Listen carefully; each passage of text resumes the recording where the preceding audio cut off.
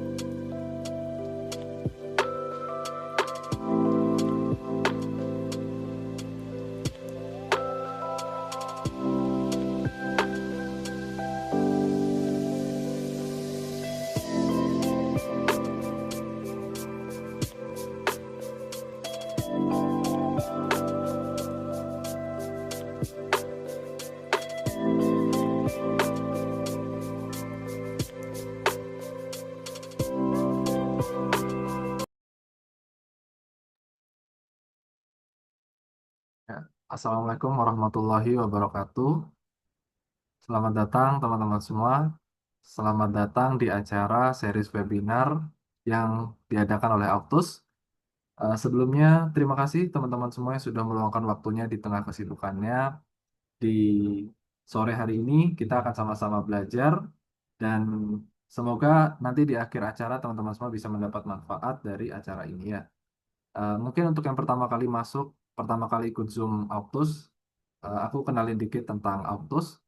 Jadi Autus ini eh, kami buat, oh ya, jadi Autus ini sebenarnya adalah sebuah platform di mana kami bergerak di bidang edukasi kedokteran. Terutama ada di dua bidang. Pertama di bidang ilmiah, yaitu kami membuat course, systematic review, dan meta-analisis. Dan yang kedua, kami mendukung dari segi untuk teman-teman terutama yang ingin UKM PPD, kami membuat suatu metode belajar Anki untuk UKM PPD. Ya, jadi hari ini adalah salah satu webinar, series webinar gratis yang rutin diadakan oleh Autus setiap minggunya tentunya dengan topik-topik edukatif berhubungan dengan riset dan juga berhubungan dengan eh, strategi kelulusan UKM PPD. Nah, kebetulan hari ini kita akan bahas suatu topik yang menarik dan mungkin topik ini termasuk topik yang ya bisa dibilang high level, yaitu meta-analisis. Dan hari ini kita ditemani oleh Kak Muhammad Yusuf. Dan ya mungkin kalau bisa dikenalkan sedikit, Kak Muhammad Yusuf ini Dokter Muhammad Yusuf ini lulusan dari FKUB juga, dan kalau bisa dirangkum, beliau ini banyak sekali prestasinya, luar biasa dari Olimpiade, mahasiswa berprestasi, publikasinya begitu banyak, teman-teman boleh lihat nanti di Google Scholar, dan tentunya beliau hari ini akan mengajarkan kepada kita tentang meta-analisis. Sebelumnya mari kita sapa terlebih dahulu Kak Muhammad Yusuf. Baik, Assalamualaikum warahmatullahi wabarakatuh. Selamat sore Nasib. Sore Kak. Oh ya, mungkin sebelum acaranya dimulai, teman-teman semua harap tetap ini ya, tetap di mute, kecuali nanti di sesi diskusi.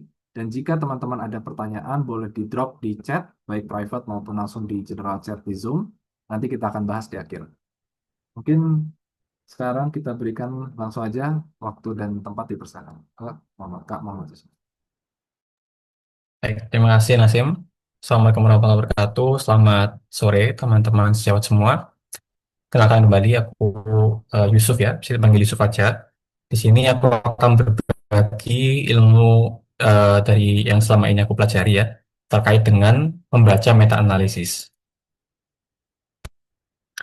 Ya, jadi sebenarnya membaca meta-analisis ini, aku langsung mulai ya. Membaca meta-analisis ini bukan suatu topik pelajaran yang tepat untuk memulai belajar sisref ya, sebenarnya.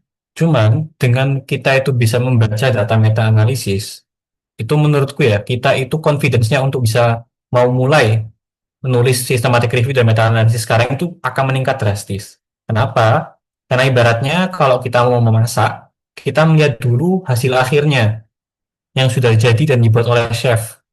Nah, kita lihat nih hasilnya seperti apa. Lalu kita lihat resepnya, bahan-bahannya. Oh, ternyata gitu cara bikinnya. Jadi kebayang dengan kita membaca systematic review ataupun meta-analisis yang sudah jadi. Nantinya bisa belajar dari dasar terlebih dahulu tentang systematic review itu apa, gitu ya, dan mencari ide dan seterusnya itu melalui sistem yang udah kami bangun. Tapi pada sore hari ini kita mempelajari suatu topik yang sangat penting ya, yaitu membaca datanya langsung. Aku Yusuf ya dari FKUB sudah dengarkan nasib tadi.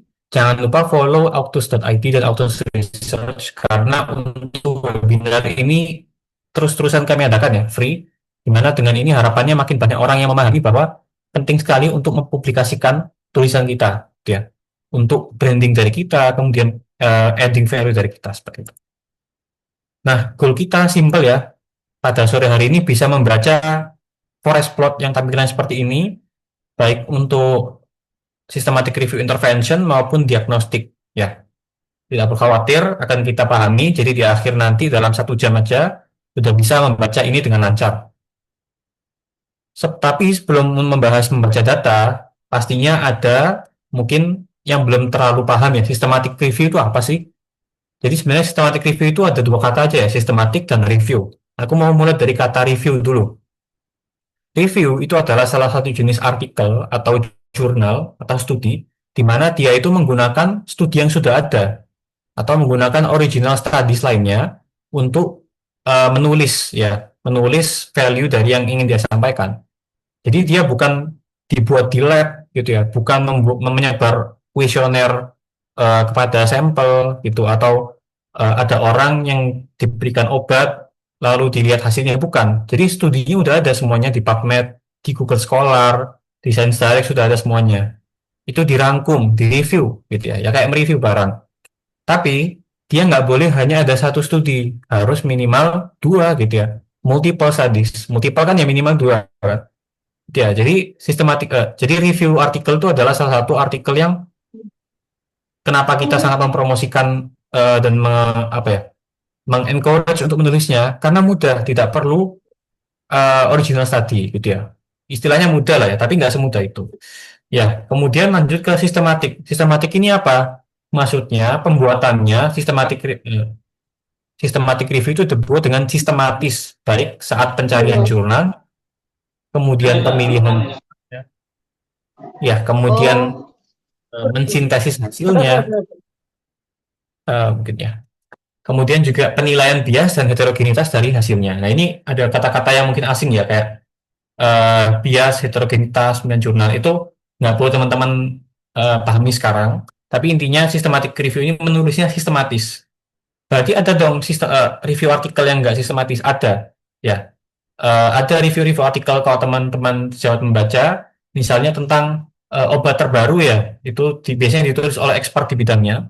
Itu dia tidak sistematis, melainkan tulisannya itu dibuat per bab-bab gitu, dan tidak ada metode yang saklek gitu ya untuk pencarian jurnal, pemilihan jurnal, sintesis hasil, dan penilaian bias maupun heterogenitasnya. Itu. Nah, itu secara definisi ya. Kemudian untuk proses dari systematic review itu secara umum ya, aku bagi jadi 3 aja. Dimulai dari yang pertama mencari ide. Ya, ide atau namanya research question atau yang bisa disebut sebagai topik atau judul. Itu rumusnya PCOS gitu ya, population, intervention, comparison, outcome, dan study. Nah, kalau ini harus kita pahami ya, ini wajib dipahami sekarang. Maksud dari population itu apa? Population adalah kriteria dari populasi yang ingin diteliti. Gitu ya. Langsung kita ke judul ya. Misalnya, potensi injeksi intraartikular sel punca ya, stem cell, mesenkimal, sebagai terapi osteoartritis lutut. Berarti populasinya apa? Pasien dengan osteoartritis lutut. Seperti itu. Gitu ya. Tidak dijelaskan lebih lanjut di judulnya itu. Nah, nanti kalau lebih lanjut terkait populationnya, biasanya ada di metode gitu ya, terkait populasinya itu seperti apa. Misalnya osteoartritis lutut, usianya sekian, kemudian kriteria eksklusinya, misalnya pasien itu eh, tidak menjalani obat-obatan yang lainnya, gitu ya.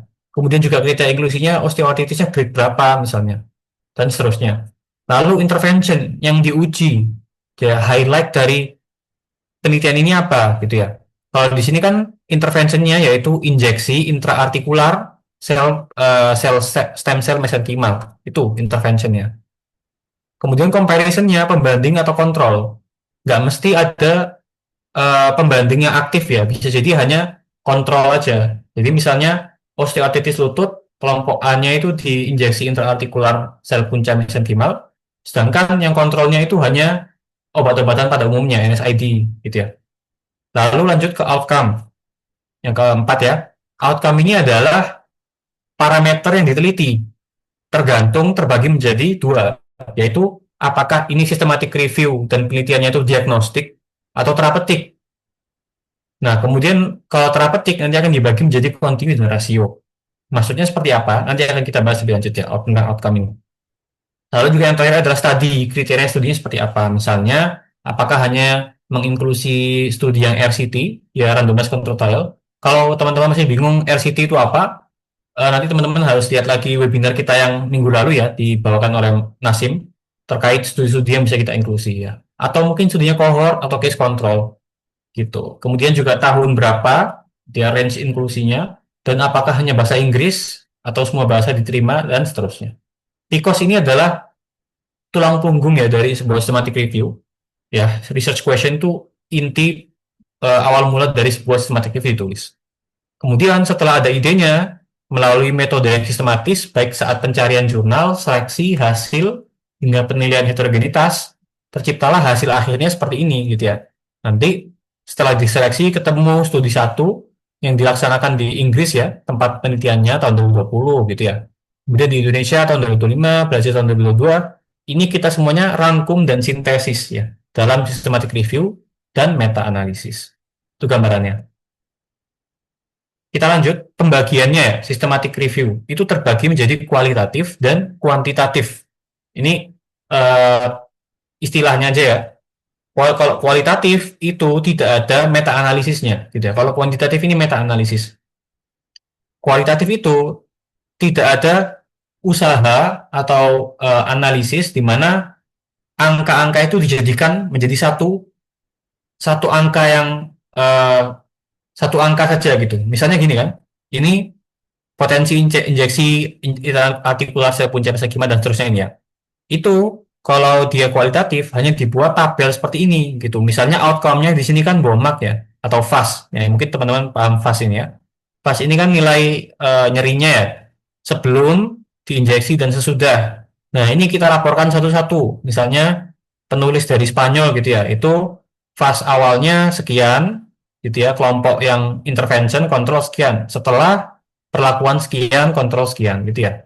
Nah, ini kan menurun lebih banyak ya untuk yang injeksi intraartikular dibandingkan yang kontrol seperti itu. Tapi di sini tidak ada upaya untuk menjadikan itu suatu angka yang lebih presisi. Nah, coba kita bandingkan dengan systematic review dengan meta analisis. Contohnya di sini ada data ya. Ini adalah data kalau nggak salah ejection fraction ya. Nanti coba kita cek aja. Misalnya ini anggaplah ini data, oh ini CRP, CRP ya, lab CRP. Nah, pada penelitian satu ini oleh Costanza misalnya ya, itu di kelompok probiotik itu CRP-nya sekian 0,27. Kalau kontrol itu 0,65 misalnya. Nah, itu perbedaannya berapa? Untuk kelompok untuk studi dari Costanza sekian. Sedangkan untuk Moludi itu sekian. Nah, meta analisis itu ingin menggabungkan itu. Dua studi itu menjadi satu angka total ini sekian gitu ya. Nah, itu ada metode khususnya. Intinya adalah systematic review dengan meta analisis ini menghasilkan ya kalau katanya Cochrane Handbook itu gunanya adalah untuk improve precision gitu. Kalau misalnya di sini kan kita cuma bisa ngomong ya secara discussion nanti bahwa eh, di kelompok injeksi intraartikular ini ada penurunan signifikan gitu kalau dibandingkan dengan kontrol. Tapi kita tidak bisa memberikan estimasi perbedaan yang presisi. Nah, kemudian kita juga tidak bisa menilai konsistensi dengan lebih baik ya kalau dengan kualitatif. Kalau kuantitatif ini kita bisa jelas ya. Misalnya apakah konsisten ya dengan probiotik ini bisa menurunkan HSCRP tadi ya. Nah, itu kita bisa lihat dari garisnya ini dan juga efek akhirnya. Dan dengan meta analisis itu kita bisa settle kontroversies. Misalnya yang Costanza ini katanya kalau probiotiknya itu lebih rendah gitu ya. Tapi kalau Moludi lebih tinggi gitu ya. Misalnya nanti ada penelitian ketiga, 4 hingga ke 10. Tuh, ada yang menurut penelitian ABC itu CRP karena probiotik itu turun ya. Sedangkan penelitian DEF itu naik. Nah, dengan melakukan meta analisis ini kita bisa menghilangkan kontroversi itu. Kita bisa hitung total efeknya gitu ya. Kemudian kita explore kira-kira kenapa seperti itu. Gitu ya. Jadi penting meta analisis itu dilakukan apabila memungkinkan, tapi tidak pada semua kondisi bisa dilakukan meta analisis. Belum tentu dalam satu systematic review pun itu semua outcome-nya itu dilakukan meta analisis. Itu karena syaratnya untuk dilakukan meta analisis minimal ada dua studi gitu ya. Dua studi dengan PCOS yang sama ya. Dan studi itu harus punya kelompok intervention, kelompok A dan kelompok B comparison. Kemudian antar studi itu 10 studi misalnya ya, ada 3 sampai 10 studi, itu outcome-nya harus sama. Contoh outcome yang beda gimana? Misalnya di studi A, B, C, itu menilai mortalitas atau kematian di kedua kelompok pada hari ke-30. Sedangkan pada studi DEF itu menilai pada hari ke-90. Itu nggak bisa dijadikan satu dalam meta-analisis. Kalau dijadikan satu dalam meta-analisis itu meta-analisisnya nggak bermakna. Karena terlalu banyak heterogenitasnya dan mencampur-campurkan. Seperti itu. Kemudian juga metode pengukurannya harus serupa, gitu ya. Ini beda ya, nggak harus sama, tapi serupa. Tapi kalau bisa sama. Nah, measuring unitnya itu harus sama atau serupa. Misalnya, yang satu itu menggunakan milimeter, gitu ya. Yang satunya menggunakan meter. Itu masih bisa, serupa ya. Nanti bisa dikonversi. Nah, atau misalnya yang satunya itu alat ukurnya pakai MRI ya, sedangkan yang satunya pakai CT scan. Apakah bisa? Ya, kalau kalau penulis systematic review menjustifikasi bahwa itu bisa, ya bisa dilakukan karena serupa ya. Tapi biasanya dia akan menggunakan nanti metode pakai standardized mean difference ini yang akan kita bahas ya. Tapi intinya metode pengukuran harus serupa untuk meta analisis itu. Kemudian yang terakhir, datanya harus lengkap. Contohnya ya kalau menggunakan data kontinu nanti akan kita bahas itu harus ada data rata-rata dan standard deviation-nya. Nggak bisa pakai median gitu ya dan interquartile range. Kalaupun ada median, adanya median aja harus dikonversi menjadi mean gitu. Kalau nggak bisa dikonversi ya udah nggak bisa gitu. Jadi ada syarat-syaratnya untuk meta analisis. Contohnya ini paper itu hybrid ya. Dia beberapa outcome-nya itu hanya dilakukan systematic review yang kualitatif ya istilahnya. Jadi hanya dipresentasikan narrative summary dalam tabel. Tapi karena ada beberapa outcome itu yang memungkinkan untuk dilakukan meta analisis seperti ini ya tadi HSCRP dan juga ejection fraction, ya maka dilakukan meta analisis juga bisa gitu. Jadi nggak harus semua outcome dalam systematic review itu pasti ada meta analisisnya ataupun harus semuanya itu kualitatif atau kuantitatif. Enggak, jadi itu ada spektrumnya ya. Oke, kita lanjut. Sekarang kita sempitkan lagi ke meta analisis ya. Kita hanya membahas yang kuantitatif. Nah, meta analisis itu ada untuk studi diagnostik dan ada juga untuk studi terapeutik ya, atau faktor risiko atau faktor protektif. Maksudnya seperti apa? Ini ada contoh satu meta analisis ya, adalah tentang potensi dari kalau teman-teman tahu ada dulu namanya Ginos ya. Jadi yang pada zaman COVID hembusan udaranya ditangkap. Nah, dari situ aja bisa mendiagnosis atau men-screening apakah ada COVID-19 ya pada orang tersebut. Itu. Ini mau menilai apakah bagus kemampuan diagnostiknya dalam artian sensitivitas, spesifisitas dan seterusnya itu. Jadi kalau diagnostik itu ya pasti hanya untuk penelitian yang mau menilai screening diagnostik. Tapi kalau yang satunya lagi, terapeutik, faktor risiko, atau faktor protektif, contohnya seperti ini. Misalnya ada obat nih, namanya PCSK9 inhibitor. Kira-kira gimana sih efeknya terhadap orang yang menderita ACS gitu ya. Menderita ACS dan sudah mendapatkan obat statin. Apa efek baiknya, efikasinya, dan apakah aman gitu ya. Efek sampingnya seperti apa. Nah, ini contoh meta-analisis ya, meta-analisis terapeutik. Contoh yang kedua, ini adalah meta-analisis tentang faktor risiko ya atau faktor protektif.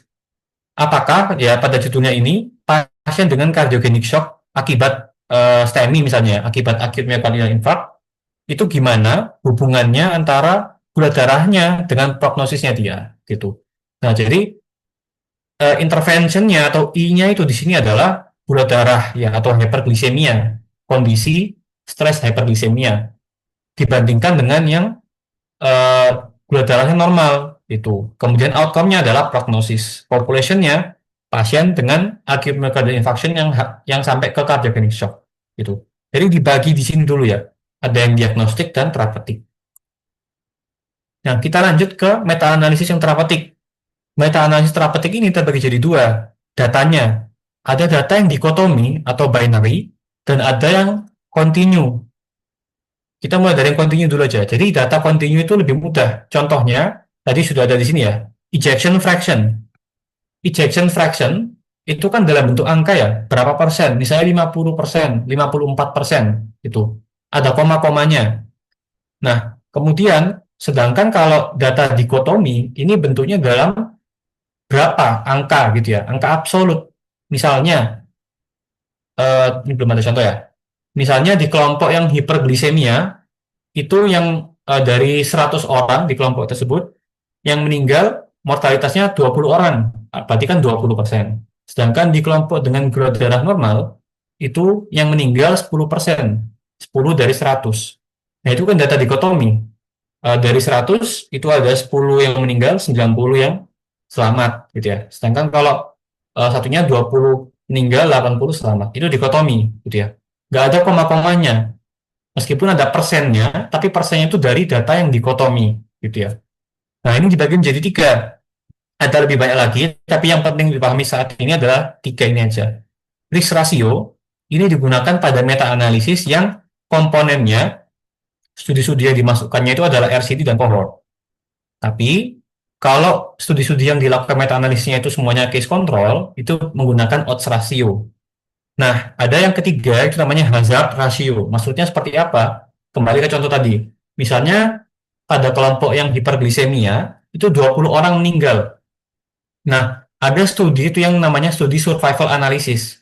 Jadi bukan hanya mendata 20 orang meninggal, tapi dia itu juga punya data. Dari 20 orang ini, 10 orang meninggal di hari ketiga, 5 orang meninggal di hari ke-30, terus 5 orang sisanya meninggal di hari ke-90 gitu. Harus ada data itu. Nah, kalau ada penelitian dengan data seperti itu, nantinya biasanya akan menyediakan sebuah eh, statistik namanya hazard ratio. Nah, ini bisa dilakukan meta-analisis juga. Gitu ya. Nah, ini udah kita bahas. Kalau data continue tadi kan sudah paham ya, tapi kenapa ini ada yang namanya mean difference dan ada standardized mean difference gitu ya. Mean difference ini lebih straightforward ya. Jadi perbedaan mean atau rata-rata antara kedua kelompok nanti akan dibahas. Tapi kalau standardized mean difference ini menggunakan standard deviation itu ya sebagai acuan untuk mengukur sebuah nilai yang bukan langsung pengurangan ya antara min min kelompok A dan min kelompok B gitu. Nanti akan aku jelaskan. Ini digunakan apabila tadi ada perbedaan cara pengukuran, kemudian ada cara perbedaan satuannya gitu sehingga kita tidak bisa menggunakan mean difference. Oke. Nah, ini adalah inti ya. Sebelum nanti aku rangkum juga, kita kalau mau membaca data meta analisis mulai dari nomor satu, lihat dulu peak cost-nya sebuah studi itu. Dan ini dengan mudah kita temukan hanya di judul saja sebenarnya. Kalau mau lebih detailnya ada di abstrak. Nah, kalau sudah paham peak cost-nya, sudah kita tinggal melihat bagian result-nya. Ya, di bab ketiganya. Kita nilai apakah dia ini terapeutik atau diagnostik. Ya, kalau terapeutik, biasanya kita tinggal lihat forest plot-nya dulu. Gitu ya, cara mudahnya. Kemudian kalau diagnostik, kita tinggal melihat spesifisitas, sensitivitas, kemudian juga ada NPV, PPV, dan akurasi.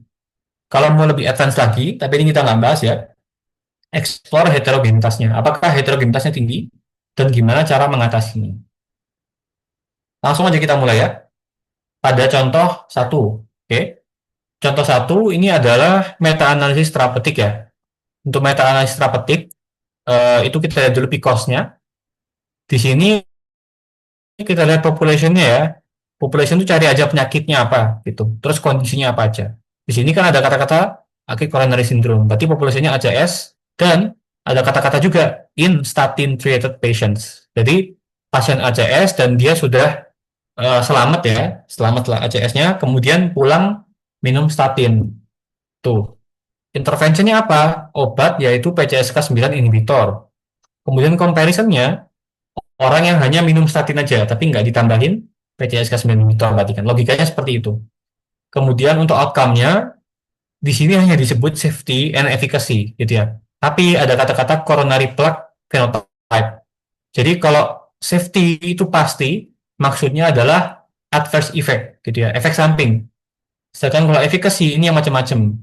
Itu kemungkinan besar ya pasti kalau PCSK9 inhibitor ini kan obat lemak ya, obat penurun lemak. Pasti ya LDL gitu ya, LDL, TG dan sebagainya. Kemudian juga coronary plaque phenotype ya, yang ini yang mungkin ada di metode penjelasannya.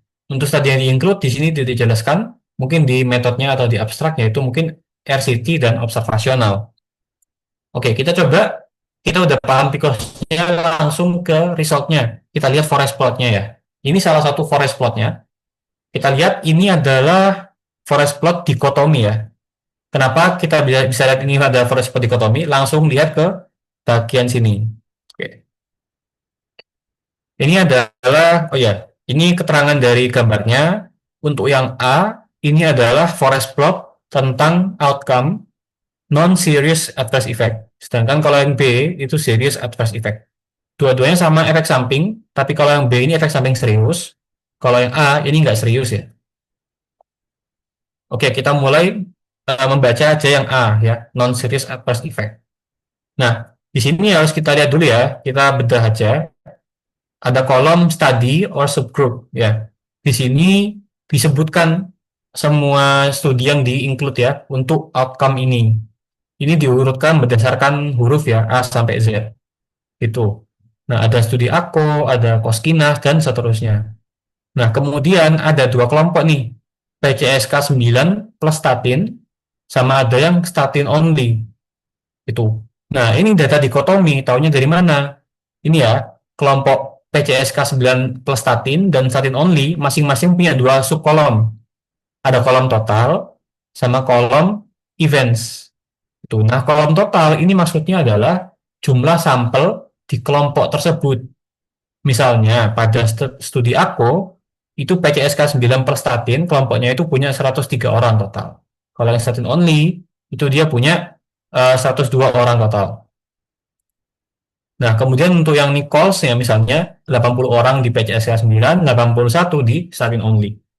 Nah, kemudian non-series adverse effect itu terjadi sebanyak 59 ya, dari 103 pada kelompok PCSK, dan pada kelompok statin itu 46 dari 102 gitu. Nah, kira-kira dari sini mana yang lebih sedikit ya? Mana yang lebih sedikit adverse effect-nya? Yang lebih sedikit kan statin ya, 46 per 102 dibandingkan 59 per 103. Kira-kira pasti lebih banyak statin. Nah, itulah kenapa di sini ini kan ada ini ya, risk ratio. Risk ratio itu gampangannya ya, jumlah event di kelompok kontrol, jumlah event di kelompok intervention ya, 59 dibagi totalnya, dibagi 103, dibandingkan dengan 46 dibagi 102. Gitu. Oleh karena itu, karena lebih banyak di kelompok intervention, makanya RR-nya ini, risk ratio-nya itu dia lebih dari 1,27. Artinya, di kelompok PCSK9 ini, risiko terjadi non-serious adverse effect itu 27% lebih tinggi ketimbang di kelompok statin only kalau berdasarkan nilai risk ratio ini. Tapi setiap nilai risk ratio itu pasti punya yang namanya 95% CI. Ya, 95% CI itu apa? Yaitu rentang nilai yang kemungkinan besar mengandung nilai efek sebenarnya di populasi. Itu. Ibaratnya kalau studi ACO ya, studi ACO itu kita lakukan sebanyak 100 kali dengan populasi yang berbeda setiap studinya, 95 dari 100 studi itu pasti nilainya ada ya di antara 0,97 sampai 1,67. Seperti itu maksud 95% CI. Jadi ini gampangannya ya, kayak nilai tengah 1,27 ini, sedangkan 0,97 sampai 1,67 ini nilai eh, kepedean kita, nilai confidence kita gitu. Ibaratnya gini, bayangkan ada sebuah ini ya kayak target panah gitu. Ada target panah. Nah, di sekelilingnya di sini kan ada eh, ini misalnya kalau hit di sini itu dapat nilai 10 ya. Nah, di sekelilingnya ini ada yang dapat nilai 5 gitu. Nah, 10 ini 1,27 itu. Tapi sekelilingnya ini yaitu confidence interval itu. Ada studi yang confidence intervalnya itu lebar banget. Kayak ini, 0,24 sampai 2,18. Ini kan lebar banget ya, bisa dilihat dari garis ini. Gitu. Nah, studi aku tadi itu dia nilai tengahnya 1,27 ya. Kemudian confidence intervalnya itu di sini 1,67, di sini 0,97 gitu. Itu maksud dari kotak dan garis ini seperti itu. Nah, kemudian aku juga mau menjelaskan ya. Jadi, apa sih maksud dari kotak dan garis? Kotak ini nilai tengah. Nah, tapi besar kotak itu sebanding dengan jumlah sampelnya. Misalnya ini kan ada sampel, ada kotak yang kecil ya. Kenapa dia kotaknya kecil? Karena jumlah sampelnya cuma 80 plus 81. Tuh, jadi dia weight-nya cuma 5,4%. Ya. Karena weight ini berbanding lurus ya dengan jumlah sampel. Karena dia berbanding terbalik dengan varians. Itu. Varians itu berbanding terbalik dengan jumlah sampel. Nah, sedangkan studi dari AKO tadi itu jumlahnya besar ya. Itu. Nah, di sini ada yang jumlahnya besar nih. Ada yang jumlahnya besar 414 tapi sama 1150 tapi kok weight-nya kecil ya sehingga kotaknya kelihatannya nggak seberapa besar karena rentang confidence intervalnya lebar gitu. Jadi besar suatu kotak itu ditentukan oleh weight-nya. Weight ini ditentukan oleh besar sampel dan juga besar confidence intervalnya gitu, variansnya gitu. Oke, kita sudah paham kotak dan garis-garis ini maknanya apa. Kita balik ke weight ini tadi ya. Kita udah singgung-singgung weight ini apa. Nah, weight ini salah satu konsep penting dalam meta-analisis. Ini kan ada satu, 2, 3, 4, 5, 6, 7. Ada 7 studi ya. Masing-masing studi ini punya data tersendiri tentang non-serious adverse effect perbandingan antara PCSK9 sama statin only. Gitu ya. Berdasarkan studinya aku, PCSK9 meningkatkan risiko nih, meningkatkan risiko efek samping.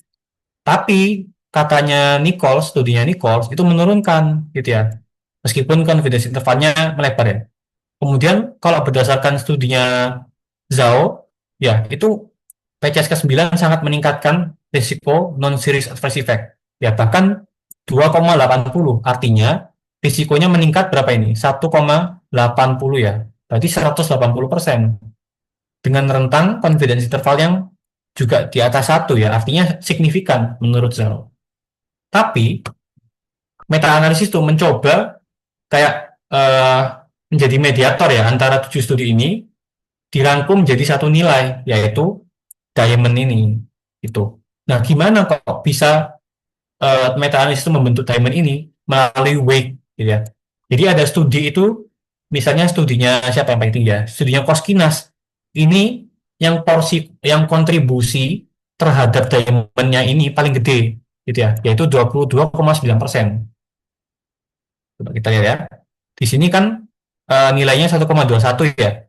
1,21 sedangkan studinya Koskinas tadi 0,98 gitu ya. Kemudian juga studi lain yang weight-nya besar itu AKO ya 1,27. Studi lain yang besar untuk weight-nya ini 22% ini 0,98. Nah, tiga besar ini pasti yang akan menyeret nilai meta analisis itu mendekati nilai-nilai mereka ini gitu. Kenapa dia akhirnya di 1,21? Karena ini di rata-rata dari semuanya dan ya yang weight-nya paling besar yang kemungkinan besar akan mendekati nilai aslinya gitu. Maksudnya nilai meta analisisnya gitu ya. Jadi menurut sistemnya meta analisis itu nggak semua studi itu nilainya sama gitu ya. Nggak mentang-mentang semuanya ini di rata-rata aja kayak 1,27 ditambah 0,98 dan seterusnya dibagi 7. Nggak gitu caranya meta analisis statistiknya ya. Semuanya itu punya kontribusi yang berbeda-beda terhadap hasil akhir gitu ya. Nah, Kalau hasil akhir itu ada di sini teman-teman. Pasti ada yang namanya total ini ya. Total ini mentotal semuanya ya. Baik total sampel, kemudian total weight-nya, dan hasil akhirnya. Hasil akhirnya ada di sini. Itu. Jadi kalau berdasarkan meta-analisis ini, gimana hasil akhirnya? Menurut meta-analisis ini, risk rasionya itu 1,21 gitu ya. Jadi PCSK9 inhibitor itu meningkatkan risiko 21% non-serious adverse effect. Tapi ada confidence interval yaitu 0,91 itu sini batasnya di sebelah kiri berliannya ini dan sampai 1,61. Nah, confidence interval ini penting ya, makanya aku buat confidence interval itu yang perlu kita perhatikan untuk tahu apakah efeknya ini signifikan atau nggak signifikan. Kalau pada yang dikotomi seperti ini, kalau dia itu ada yang melewati satu, berarti ini nggak signifikan, gitu ya. Karena kita nggak bisa dengan yakin 95% bahwa dia ini pasti meningkatkan risiko. Karena ada sekian nilai ini melewati satu, gitu. Ada kalau kita ulang studi meta analisis ini 100 kali ya istilahnya, gitu ya, dengan studi yang ada yang studi yang banyak, nanti akan ada sebagian studi itu yang mengatakan bahwa PCSK9 itu menurunkan adverse effect, tapi sebagian besarnya akan ngomong statin meningkatkan gitu. Jadi nggak konklusif gitu ya. Karena 95% confidence intervalnya itu ada yang melewati satu kalau dia dikotomi. Tapi kalau pada data kontinu itu acuannya adalah titik nol gitu ya. Nah itu semua yang aku sudah jelaskan tadi itu adalah inti untuk memahami forest plot ya terkait hasil efeknya gitu. Jadi kita tahu bahwa forest plot itu intinya adalah menyatukan studi-studi yang ada di sini gitu ya. Kalau dikotomi dengan kita itu mendata eventsnya berapa di kelompok A, di kelompok I, dan berapa eventsnya di kelompok C ya comparison. Kemudian sampelnya ada berapa per kelompok. Nah, nanti kita itu nggak perlu mengisi ini 22,4. Ini nggak, bukan kita yang ngisi, langsung dari sistemnya akan menghitung ya. Sistemnya akan menghitung risk rasionya berapa, weight-nya berapa, langsung akan keluarin semua. Dan langsung diberitahu hasil akhirnya seperti apa. Gitu. Nah, kemudian ada beberapa angka dan juga apa ya parameter di sini perlu kita perhatikan. Ini adalah untuk mengetahui signifikansi efek dan juga heterogenitas. Ini udah aku jelaskan semua ya, event, total, weight, risk ratio, dan random. Nanti aku jelaskan terakhir random. Nah, di sini itu ada tau ya, tau square ini, chi-square, kemudian juga inconsistency index, kemudian ada test for overall effect ini ya. Itu maksudnya seperti apa? Nah, di sini sudah disebutkan ya, ini adalah parameter-parameter heterogenitas. Nah, kalau teman-teman lihat di sini, kebayang nggak ini kira-kira studinya heterogen atau homogen? Ya, ada studi yang ngomong kalau dia itu favor statin ya. Maksud dari favors ini apa? Ini ya, menunjukkan kelompok yang lebih beneficial. Jadi kalau menurut Zhao itu untuk masalah efek samping statin only itu lebih baik gitu ya, lebih sedikit efek sampingnya. Sedangkan PCSK9 itu meningkatkan efek samping, oleh karena itu dia favors statin only. Nah, tapi ada penelitian yang favors PCSK9 gitu ya. Ada yang tengah-tengah tapi agak ke statin, ada yang PCSK9 dan seterusnya. Berarti ini kan secara sekilas saja kita lihat dia itu heterogen banget ya. Heterogen banget kayak gini. Nah, ini udah dari grafik ini aja kelihatan heterogen. Bandingkan dengan misalnya ini ya. Ini ada studi, kotak-kotaknya itu semuanya di sebelah kiri gitu ya. Dia itu favors PCSK9 sama-sama. Nah, ini kan heterogen. Makanya kita bisa lihat inkonsistensi indeks ya, ini I2. Semakin tinggi heterogenitas antar studi. Itu. Nanti ada dari Cochrane Handbook itu acuannya ya. Kalau 0 sampai 20% itu berarti kecil sekali heterogenitasnya. Dan seterusnya. Itu nanti silakan dilihat di handbook ini. Tapi intinya semakin tinggi, semakin heterogenitas dan harus dieksplor. Kira-kira kenapa? Harus dijelaskan kok seperti ini hasilnya. Kemudian juga ada chi-square.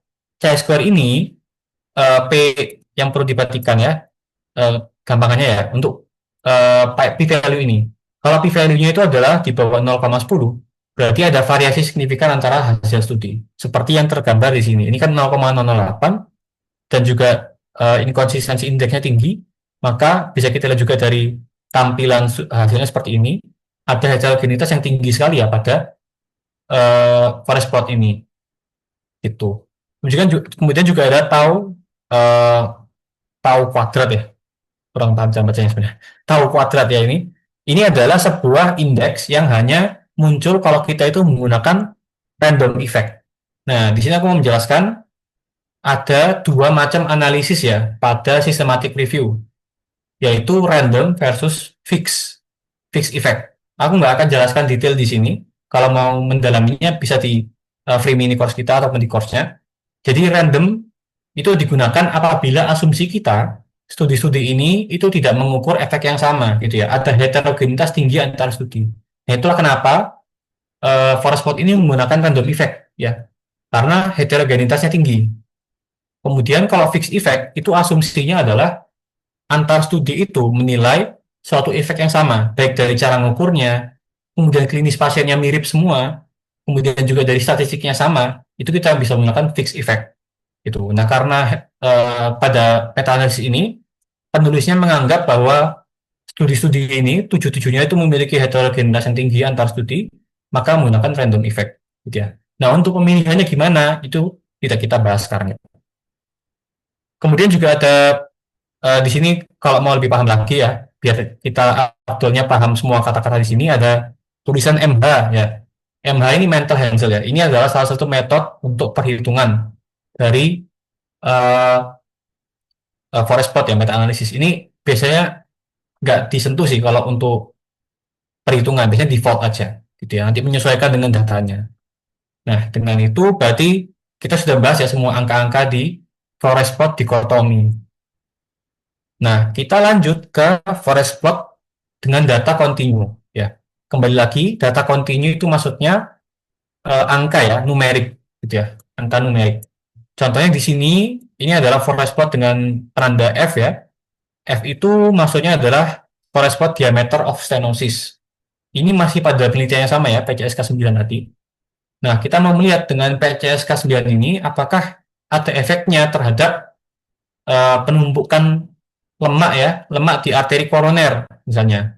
Nah, dengan mengukur diameter stenosisnya gitu menggunakan imaging yang canggih gitu ya. Nah, ternyata hanya ada dua studi nih yang memiliki outcome tersebut, outcome diameter of stenosis. Nah, pada penelitian ini kita mengukur efeknya tak pakai meta analisis itu pakai mean difference gitu. Nah, untuk bayangannya seperti ini teman-teman. Misalnya kelompok A ya, kelompok A itu PCSK 9, kemudian kelompok B itu yang statin only. Nah, pada kelompok PCSK9 ini, rata-rata diameter of stenosisnya itu min 2,00. Ya, ini anggapan aja ya.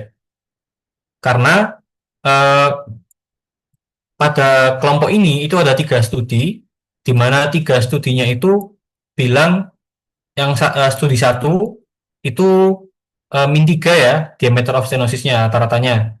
Kemudian studi 2 itu min 2, kemudian studi ketiga itu min 1. Nah, ini kalau di rata-rata kan jadi min 2 ya, gitu ya. Nah, kemudian ada studi B, sorry, ada kelompok statin, itu memiliki misalnya 3 sampel. Sorry ya, tadi bukan bukan studi, ini sampel. Ini sampel.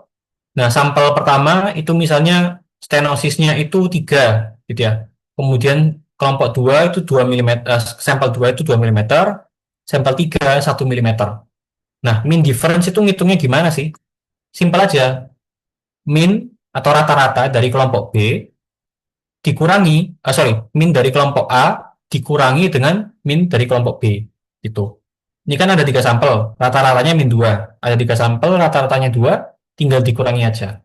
Nah, bisa kita lihat di sini. Ini kan mean difference-nya min 2, min 2,73 ya, pada studi dari BAR. Nah, pada kelompok A, PCSK9, itu rata-rata diameter of stenosisnya min 1,03. Kemudian pada kelompok statin, itu rata-rata diameter of stenosisnya dari 149 sampel ya, itu 8,27 gitu. Nah, setelah dikurangi min 1,03 dikurangi 8,27, sorry, dikurangi 1,7, salah lihat ya, itu menjadi min 2,73. Seperti itu, tinggal dikurangi aja. Min A kurangi min B. Itu. Nah, kalau untuk forest plot seperti ini, yang kita input adalah min, standard deviation, dan total sampel. Itu. Ini yang kita input. Tiga item ini aja, 6 ya. Nanti weight ini akan dihitung sendiri oleh forest plotnya ya, oleh aplikasinya. Nah, seperti itu. Begitu juga dengan studi kedua, minnya min 9,17, ada 102 sampel. Kemudian yang kelompok B, min 4,18, ada 253 sampel. Setelah dihitung min difference-nya, min 9,17 dikurangi min 4,18, jadinya min 4,99. Nah, ini akan dirata-rata, ya istilahnya dirata-rata lah oleh forest plot-nya menjadi berlian ini. Nah, berlian ini, diamond ini, memiliki nilai min 4,04, kemudian 95% CI-nya itu min 6,23 yang sebelah sini, dan hingga min 1,55. Berarti hasilnya signifikan ya, karena nggak melewati 0 untuk data kontinu. Artinya, PCSK9 inhibitor itu mengurangi diameter of stenosis ya. Itu. Oleh karena itu, diamondnya ini favors PCSK9 inhibitor plus statin. Gitu. Jadi pada pasien yang diberikan PCSK9 inhibitor plus statin, itu diameter of stenosisnya cenderung berkurang ketimbang dengan statin. Dan hasilnya ini signifikan karena 95% CI-nya tidak melewati 0, dan ini juga tercermin ya dari p-value test for overall effect-nya ini di bawah 0,05. Itu. Itu untuk membaca forest plot data kontinu menggunakan mean difference. Tapi yang kita nggak bahas di sini adalah untuk forest plot continue itu bisa menggunakan namanya SMD ya, standardized mean difference. Nah, kalau standardized mean difference itu dia cara ngitungnya dari sistemnya ya, itu bukan sekedar ini dikurang ini, bukan itu. Nanti dia ada statistiknya sendiri ya. Tapi ya kita tidak perlu menghafal statistik itu sih. Nanti coba dipahami aja, tapi kita nggak dibahas di sesi kali ini. Oke, kita lanjut dulu ya. Tinggal contoh terakhir, nanti akan kita lanjutkan ke sesi tanya jawab. Contoh kedua adalah meta-analisis tentang diagnostik. Ya, pada meta-analisis diagnostik ini, sama kita nilai P-cost-nya dulu. Population-nya adalah COVID-19 ya, COVID-19. Kemudian intervention-nya adalah VOC-based breath analysis ya. VOC ini adalah volatile organic compounds. Intinya eh, yang alat kayak Genos itu ya. Kemudian comparison-nya tentunya kalau pada studi diagnostik itu perlu comparison-nya adalah gold standard ya. Ya kalau COVID pakai RT-PCR. Kemudian outcome-nya adalah diagnostik. Ya kalau outcome diagnostik itu pasti intinya sensitivitas, ya spesifisitas, kemudian NPV atau negative predictive value, kemudian positive predictive value dan akurasi ya terakhir. Dan nanti ini sensitivitas dan spesifisitas sama akurasi itu bisa dirangkum dalam sebuah kurva namanya AUROC ya singkatannya. Nanti tapi AUROC ini nggak kita bahas di kali ini. Kita akan membahas yang paling penting aja, memahami sensitivitas dan seterusnya. Kemudian untuk yang terakhir adalah studinya. Kalau meta-analisis diagnostik pasti yang di-include adalah studi diagnostik ya, nggak mungkin studi-studi lainnya, pasti observasional. Oke, nah meta-analisis diagnostik ini lebih simpel, teman-teman. Jadi, dia dalam bentuk forest plot seperti ini dan dalam bentuk tabel ya. Dalam bentuk tabel. Nah, pada forest plot ini, berisi di Q-nya ini adalah studi-studinya ya. Studi dari Bernard, De Vries, dan seterusnya ini. Ya, di mana masing-masing itu memiliki nilai sensitivitas sendiri ya. Misalnya, Winchance ini sensitivitasnya 0,86 ya. Artinya, sensitivitasnya 86%. Ini adalah sensitivitas dari VOC tadi itu dibandingkan dengan RT-PCR. Ada studi yang bahkan sampai 0,98 bahkan 100% ya dengan confidence interval sekian. Tuh, ini untuk sensitivitasnya di di plotting semuanya ya. Jadi tengahnya kotak ini adalah eh, efeknya ya, sensitivitasnya, dan garis-garis ini adalah confidence intervalnya. Kemudian ada plot untuk spesifisitas ya. Ini plot spesifisitas dari masing-masing studi juga. Ada yang 0,80, ini artinya 80% dan confidence intervalnya juga. Nah, setelah kita masukkan data-data ini ke Revman ya untuk aplikasi analisisnya ataupun menggunakan CMA dan sebagainya, Studio juga bisa. Itu nanti akan keluar seperti ini. Ya, sensitivity, specificity, kemudian juga log dari sensitivity dan specificity, kemudian positive predictive value, negative predictive value, dan juga ada di sini false positive rate. Ya, itu nanti langsung keluar ya. Jadi VOC dibandingkan dengan RT-PCR. Kemudian salah satu macam dari VOC based itu juga ada GCMS ya. Kemudian juga ada yang pakai pattern recognition brain analysis. Intinya semua ini adalah alat diagnostik yang kita ujikan ya pada studi meta analisis ini. Beserta ini ada nilai-nilainya, sensitivitasnya berapa, beserta confidence intervalnya.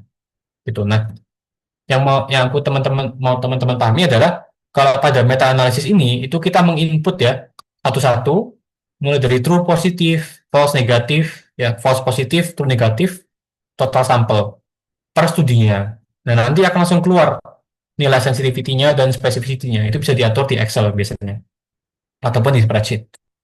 Nah, yang perlu dipahami, ini pasti sudah diajarkan di IKM biasanya dan statistik adalah tentang apa itu true positif, false negatif, dan true negatif ya. Dan juga sensitivity, specificity, PPV, dan NPV. Nah, intinya kalau kita dalam studi diagnostik ya, pasti ada suatu alat ya, alat yang dijadikan tes. Misalnya pada saat ini adalah INOS-nya itu ya, INOS. Nah, kemudian ada gold standarnya. Ini adalah sebagai acuan. Nggak pakai gold standar, karena nanti gimana menentukan dia ini benar-benar sakit atau enggak. Gitu. Nah, terus kita buat matriks 2x2 seperti ini ya, 2x2 kotak ini. Nah, yang tebakannya benar dari alat tesnya itu disebut sebagai true positif dan true negatif. Itu. Sedangkan yang tebakannya salah itu false positif dan false negatif. Maksud true positif itu menurut tesnya benar, positif dan dia itu benar gitu ya. Positif menurut standar. Nah, kalau false, misalnya false positif, itu artinya menurut tesnya dia itu nebak ini itu positif, tapi sebenarnya salah, dia itu negatif. Kalau false negatif, ditebaknya negatif, padahal harusnya positif, salah. Ya. Sensitivity, itu dia titik beratnya adalah mendeteksi sebanyak mungkin true positif, gitu ya, dan menyedikitkan false negatif. Tuh. Kalau bisa sebanyak mungkin yang true positif, itu sensitivity. Jadi true positif dibagi ini true positif plus false negatif. Kalau specificity, dia harus spesifik. Kalau alat yang ngomong ini negatif, memang beneran negatif. Itu. Jadi sebanyak mungkin true negatif. Nah, kalau PPV dan NPV ini hanya terkait dengan alat itu sendiri. Jadi true positif plus dibagi true positif plus false positif gitu ya. Begitu juga dengan negatif predictive value. Itu. Jadi yang untuk alat diagnostik, meta analisis diagnostik itu lebih sederhana ya. Jadi kita hanya memetakan seperti ini. Kemudian kita masukkan ke analisisnya, terbentuk forest plot seperti ini, dan hasil akhirnya. Kesimpulannya, kesimpulannya untuk pembahasan kita kali ini, membaca meta analisis intervention, itu kita lihat terutama dari forest plotnya yang merangkum kebanyakan dari resultnya ya. Kita dari forest plot itu fokusnya ada dua terutama. Total effect ya, ini yang bentuknya berlian itu. Kemudian juga heterogenitas dan variance. Total effect itu kita lihat berapa nilainya gitu ya. Kalau dalam bentuk mean difference misalnya tadi mean difference-nya min 0, berapa gitu ya atau 1, berapa. Nah, atau rasio. Rasio ini ada tiga, RR ya, OR, odds ratio ataupun hazard ratio. Itu kita lihat berapa nilainya, misalnya 1,21 tadi ya. Kemudian 95% CI-nya berapa dalam bentuk ini ya. Misalnya 0, sekian sama 1,6 sekian misalnya gitu. Itu 95% CI-nya. Kemudian kita juga lihat apakah metode yang digunakan itu fix atau random. Ini penting ya untuk dipahami, tapi kita nggak bahas sekarang. Nanti harus didalami sendiri sama teman-teman sekalian di course kita. Nah, kemudian juga jangan lupa lihat p-value-nya. Gitu ya. Di paling bawah, test for overall effect, ada p. sama dengan atau kurang dari sekian. Tuh. Kita juga bisa menilai signifikansinya selain dari p-value, lihat dari confidence intervalnya. Kalau nggak melalui satu, nggak melewati satu untuk dikotomi, itu berarti signifikan. Kalau nggak melewati nol pada mean difference atau SMD, itu berarti signifikan. Kemudian untuk advance-nya, ini nggak terlalu kita bahas ya, karena dalam ya, itu kita lihat heterogenitas dan variance. Kita lihat dari nilai I kuadratnya itu, inconsistency index, dan juga chi-square-nya atau covariance test-nya. Dan juga bisa kita lihat ya, heterogenitas itu dari susunan hasil forest plot-nya. Kayak tadi aku sebutkan, kalau dia itu ada yang di kanan, ada yang di kiri gitu ya, itu berarti heterogenitas tinggi. Tapi kalau semuanya rapi di kiri semua atau di kanan semua, itu berarti lebih ke homogen ya, heterogenitasnya biasanya rendah. Dan terakhir untuk meta analisis diagnostik itu kita straightforward ya, kita lihat aja parameter parameter diagnostik yaitu sensitivitas, spesifisitas, PPV, NPV, akurasi, dan nanti yang mungkin jadi PR teman-teman ya kalau mau melakukan diagnostik meta analisis harus tahu ada kurva namanya AUROC ya, area under the receiver operating characteristic curve. Ya, itu untuk summarize sebenarnya antara sensitivitas dan spesifisitas dari alat tersebut pada cut-off tertentu. Untuk pembacaan lebih lanjut ya, bisa teman-teman kalau tahu sebenarnya udah ada Cochrane Handbook ya. Ini tebel banget, ada PDF-nya dan juga ada online booknya. Bisa teman-teman pelajari atau kalau mau lebih cepatnya bisa belajar bareng kami. Mungkin itu yang bisa aku sampaikan. Kita lanjutkan ke tanya jawab ya. Sepertinya sudah banyak masuk pertanyaan. Terima kasih. Oke, terima kasih banyak Mas Yusuf atas materinya. Kita masuk ke sesi diskusi tanya jawab. Silakan teman-teman semua yang ingin bertanya boleh di drop pertanyaannya di kolom chat. Oke, aku aku bacain ya Mas ya. Pertanyaan pertama, jika ada studi yang menggunakan risk ratio dan ada yang menggunakan odds ratio, apakah nilainya bisa digabung saat pooling? Oke, pertanyaan bagus sekali ya. Jawabannya nggak bisa. Jadi misalnya ada studi case control sama ada yang RCT atau cohort itu nggak bisa pakai risk ratio, tapi bisa pakai odds ratio. Gitu. Jadi semuanya digabung pakai odds ratio. Tapi praktik paling bagusnya gimana? Buat dua forest plot.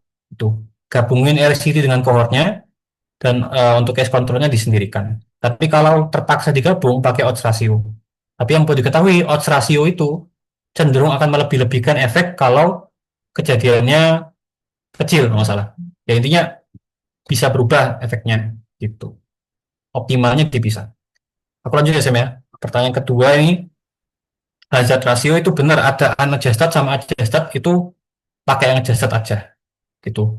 Nah kalau misal ada studi yang nggak ada adjustednya itu harus dikonversi. Betul. Itu. Idealnya gini teman-teman. Jadi ini prinsip penting dalam ya, memudahkan gimana kalau ada gini-gini gini ya. Intinya kalau bingung itu jadikan satu aja, tapi nanti dibuat forest plot yang terpisah yang beda. Itu sering. Namanya adalah subgroup analisis. Subgroup analisis misalnya teman-teman inklusi RCT dengan cohort gitu ya.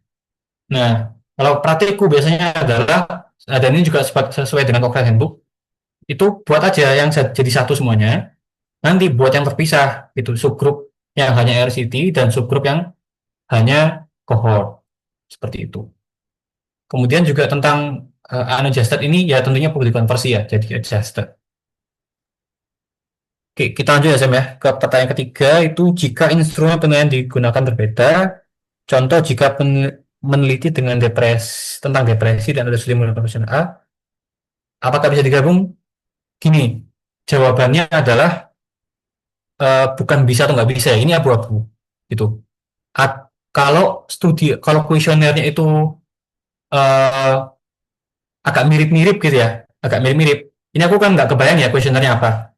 Kalau aku ada beberapa skenario. Yang pertama kalau dirasa mirip ya, itu bisa digabung pakai tadi standardized mean difference itu bisa SMD. Jadi aku nggak kebayang ini kuesionernya seperti apa. Terus yang kedua, jangan di meta analisis. Ini salah satu rekomendasi ya dari Cochrane Handbook dan beberapa artikel, meta analisis itu tidak wajib kok. Ya, jadi sistematik yang review yang bagus itu syaratnya bukan harus ada meta analisis. Sebenarnya itu nggak tepat. Yang benar adalah ya harus disesuaikan dengan studinya seperti apa. Kalau memang nggak bisa digabung, jangan digabung. Seperti itu. Karena nanti heterogenitasnya tinggi dan pada akhirnya forest plotnya nggak berguna. Itu. Pada discussion kita harus jelaskan, loh questionnya beda, terus gimana? Nanti kan akan menimbulkan pertanyaan. Gitu. Jadi ini dikembalikan ya abu-abu antara nggak usah dibuat forest plot, nggak usah dilakukan meta analisis, atau dijadikan aja, jadikan satu, tapi pakai standardized mean difference. Itu pun kalau questionnaire itu mirip banget ya. Misalnya mungkin ya kasusnya yang bisa dilakukan SMD itu ada questionnaire itu yang versi lawasnya, terus ada yang versi updatednya. Kalau menurutku itu masih mungkin bisa digabung. Itu kalau nggak terlalu perbedaan ya dari sisi total skornya dan sebagainya. Mungkin seperti itu. Apakah menjawab?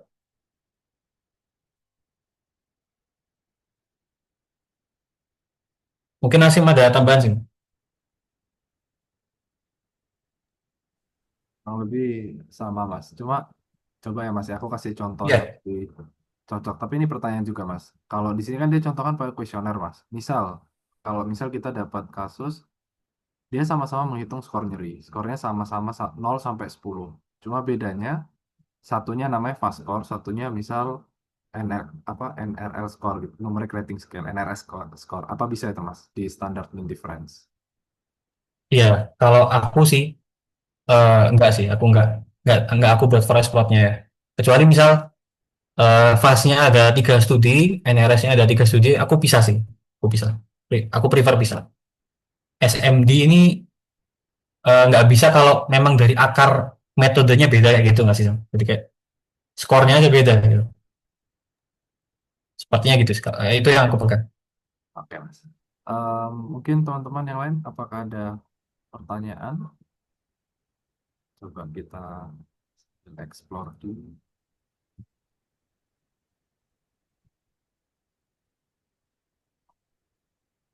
Mungkin dari form ya Sam ya. Aku lihat ada beberapa yang menarik juga sih. Ya, coba yang ini kayak. Apakah meta-analisis dapat dilakukan jika terdapat beberapa jenis studi? Misal ada cohort case control RCT, apakah studi-studi tersebut harus menggunakan parameter yang sama? Mm-mm. Oke, ya ini pertanyaan yang sangat sering ya Sam ya. Oke, jadi jawabannya bisa gitu. Sebenarnya gini, sebelum kita memutuskan ya apakah RCT aja atau observasional aja atau RCT plus observasional itu kita perlu tahu plus minus dan kelebihan dari masing-masing studi. Itu kemarin dibahas Nasim di minggu lalu. Contohnya, kalau RCT itu evidence-nya tinggi gitu karena dia randomize gitu ya. Jadi meminimalisir bias non randomisasi dan kontrol gitu ya. Jadi confoundingnya nggak ada. Tapi minusnya RCT dan plusnya observasional adalah biasanya observasional itu lebih mencerminkan dunia asli gitu. Seringkali terjadi, misalnya aku barusan baca itu tentang obat Ozempic ya. Ozempic itu ya semaglutid itu yang GLP-1 inhibitor itu hasil observasional studinya di real world gitu ya. Itu berbeda dengan RCT-nya. RCT-nya itu bilang efeknya itu apa ya masalah penurunan berat badannya tinggi banget. Sedangkan pada observasional itu nggak seberapa tinggi atau bahkan mungkin netral nggak salah. Kenapa? Karena pada studi observasional real world orang-orang yang pakai Ozempic itu sering discontinue misalnya setelah 3 bulan nggak pakai lagi gitu. Nah tapi pada akhirnya apakah RCT yang benar atau observasional tergantung mau lihat dari mana. Kalau pada dunia nyata kita kan juga harus mempertimbangkan faktor seperti apakah pasien bakal discontinue gitu dan efek sampingnya gitu sehingga masing-masing ini punya menurutku untuk klinisi punya value masing-masing gitu. Nah, approachku biasanya adalah RCT plus cohort gabung aja. Nanti dibuat subgroup analisis gitu. Kecuali misalnya sudah ada systematic review yang seperti itu. Nah, mungkin aku pakai RCT aja gitu atau pakai observation aja. Itu case by case banget. Tapi intinya bisa digabung kok. Cuman perhatikan kalau untuk case control sama RCT plus core itu nggak bisa digabung jadi risk ratio ya harus menggunakan odds ratio atau dipisah. Itu. Ada pertanyaan lagi ya Sam tadi apa ya terakhir? Yang Eh, yang terakhir Mas, tadi oh Ya, yang kedua itu dua, apakah dua studi-studi bagian. tersebut harus menggunakan parameter yang sama? Ya, harus ya sebenarnya. Harus persis kalau meta analisis gitu. Semoga menjawab bagi yang bertanya. Nah, ini ada lagi Mas yang menarik lagi. Bagaimana Oke. cara efektif, mungkin tapi lebih general Mas ya. Bagaimana cara efektif membuat meta analisis dan cara mudah publikasi? Iya, iya. Kalau udah dengar cara mudah sih, biasanya kita mengarahkan ya, di zaman sekarang itu cara mudahnya pakai AI. Ya, tools AI itu sudah sangat banyak teman-teman. Ini adalah kesempatan yang sangat besar untuk teman-teman semua mulai publikasi. Gitu. AI systematic review itu tidak menggantikan kita loh. Ini penting ya. Kayak ngapain nulis systematic review kalau sudah ada AI yang bisa deep research. Teman-teman perlu tahu, deep research-nya AI itu menggunakan systematic review yang kita untuk mereka sintesis gitu. Jadi justru tangan-tangan kita menulis systematic review itu sangat penting membantu AI ini untuk memahami evidence itu seperti apa gitu. Karena kalau kita nggak menulis systematic review, AI cuma mengandalkan RCT, observasional gitu ya, itu pasti dia bingung untuk dengan convince menentukan ini tuh baik atau buruk misalnya. Kita harus tetap menulis meta analisis di zaman sekarang, di systematic review juga. Nah, malah gunakan semua tools AI itu gitu ya. Mulai dari GPT-nya, kemudian juga ada AI yang khusus untuk mengekstrak data, list of bias, ya itu yang kami lakukan di sini. Kita tuh tinggal menjadi bos dari AI itu semua. Tuh, dari course kita maupun free mini course-nya itu kita arahkan untuk memahami sistematik review itu apa, konsepnya gimana. Nah, untuk penulisan, kemudian ekstraksi data, itu kita tinggal pahami konsepnya dan minta bantuan AI. Dan kita koreksi. Kita kasih flow-nya gitu. Gimana cara teman-teman menginput itu ke AI dan mengevaluasi hasilnya gitu. Yang penting itu kita paham, tapi untuk sistematik review ini sangat banyak proses yang labor banget. Kayak screening, ya screening jurnal, mengekstrak data itu sangat melelahkan jujur ya. Sehingga perlu leverage bantuan AI ini. Itu sih. Cara mudahnya seperti itu. Nah, kalau untuk nanti publikasi pun AI juga membantu banget. Mulai dari memilihkan jurnalnya dan yang terbaru ini aku juga menjawab komentar dari reviewer, editor itu sangat manjur. Ya, itu.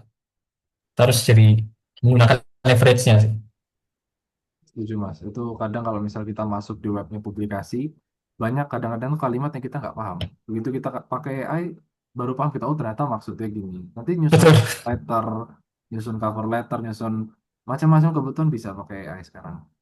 Karena Iya, kita iya. Kalau pas baca langsung dari komentarnya itu nggak paham, tapi setelah oh maksudnya gini katanya.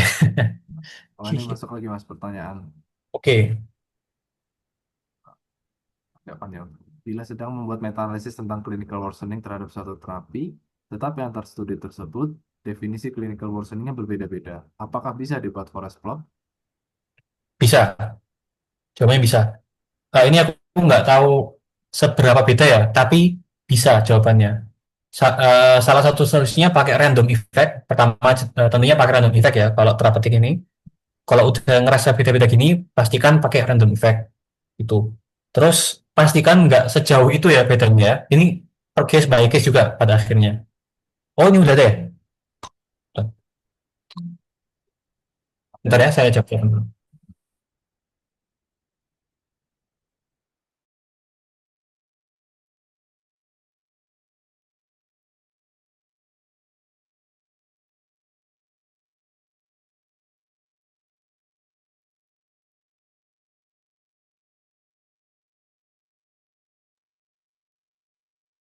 Mungkin masih bisa handle sebentar ya, aku ada udah sebentar oh untuk iya. pertanyaannya.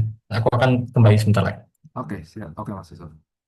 Baik, mungkin sambil aku coba teruskan ya dari pertanyaan-pertanyaan yang ada.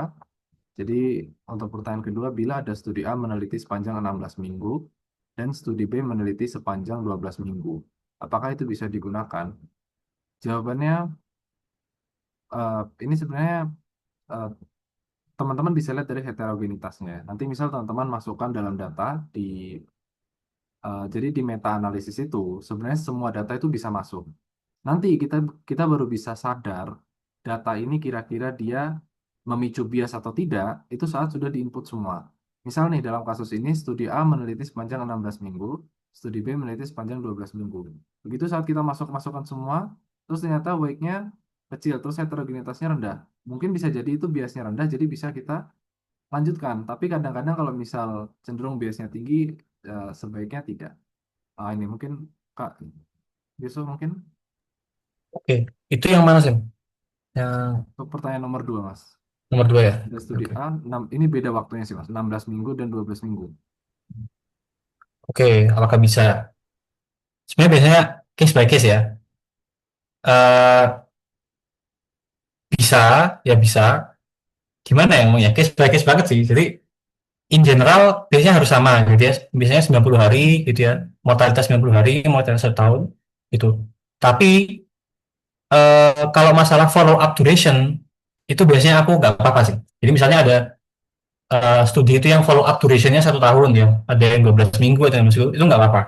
Itu. Tapi kalau outcome yang kamu spesifikkan, kita spesifikkan misalnya mortalitas 90 hari, mortalitas 1 tahun, ya otomatis harus mengikuti outcome itu gitu.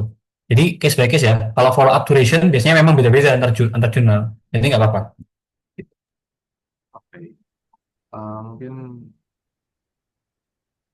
Oke, mungkin ini kita batasi mungkin masih terakhir mungkin ini ya. Izin Oke, bertanya, oke. apakah penggunaan AI dapat terdeteksi oleh reviewer atau editor jurnal? Oke, ini kebetulan juga ada yang private message. Penggunaan AI sendiri apakah harus disampaikan bila ingin publish jurnal? Disampaikan, ya, disampaikan. Dan disampaikan di metode, kalau kita biasanya aku sama Nasim itu contohnya untuk screening jurnal pakai Ryan, itu kita tulis. Terus misalnya untuk ekstraksi data ya, misalnya pakai Robert Reviewer untuk LCD, tulis saja gitu. Itu makin menambah value kok pastinya. Kemudian apakah dapat terdeteksi? Bisa ya kalau nggak diparafrase. Jadi harus diparafrase. Benar-benar harus diparafrase. Biasanya pakai Quillbot. Quillbot itu bisa untuk parafrase dan jangan langsung kopas dari AI ditaruh di Word-nya. Tuh. Kadang AI itu mengandung apa ya istilahnya? Aku lupa. Jadi kayak hmm, di teksnya itu ada unsur-unsur yang khas untuk AI itu. Aku lupa namanya apa. Jadi dikopas aja dalam bentuk teks only gitu. Ke suatu tempat nanti baru dipindahin lagi gitu. Itu amannya seperti itu dan juga diparafrase. Untuk pertanyaan satu tadi ya. Gimana tadi Sam? Oke, nah tadi itu pertanyaan gini Mas. Jadi kalau kita sedang buat meta-analisis tentang clinical worsening terhadap suatu terapi, tetapi antar studi tersebut definisi clinical worseningnya beda. Apakah bisa dibuat forest plot? Dan ini dia kasih contoh Mas. Misal di studi A Iya, iya, iya. adalah kematian dan transplantasi organ, sedangkan di B adalah hanya kematian saja. Iya, iya, iya. Nah, oke, oke, setuju. Nah, sebenarnya di kalimat terakhirnya dia itu sudah bagus. Jadi lebih disarankan mengurutkan outcome-nya itu benar, itu yang paling benar. Jadi kalau bisa ya kematian aja, transplantasi organ sendiri itu lebih oke sih. Gini, kalau kita menulis systematic review dan meta-analysis teman-teman, bayangkan kita itu sebagai dokter atau klinisi. Kalau kita membaca systematic review dan meta-analysis ini, apakah kita lebih menghargai ya, misalnya memvalue meta-analysis ini kalau kita lihat oh outcome-nya clinical worsening nih, dibandingkan dengan lebih bagus kayak outcome-nya transplantasi sama kematian. Kira-kira mana yang lebih sebagai klinisi bermanfaat tentunya kalau lebih spesifik gitu. Dan juga nantinya secara forest plot kalau kita nggak spesifikkan dan kerucutan seperti itu takutnya heterogenesitasnya tinggi pada aki dan harus kita jelaskan pada akhirnya. Jadi spesifisitas itu dan presisi dalam meta analisis penting. Oke, di masih semoga bisa menjawab ya. Di mahasiswa apa ada pertanyaan lagi di private chat ya? Sudah sih, sudah Sip. oke lagi, udah banyak ya. Ya, mungkin nanti kalau teman-teman ada pertanyaan lagi, mungkin bisa kita diskusi di next webinar. Sama ini mungkin sedikit ini ya, kita rangkum dalam singkatnya.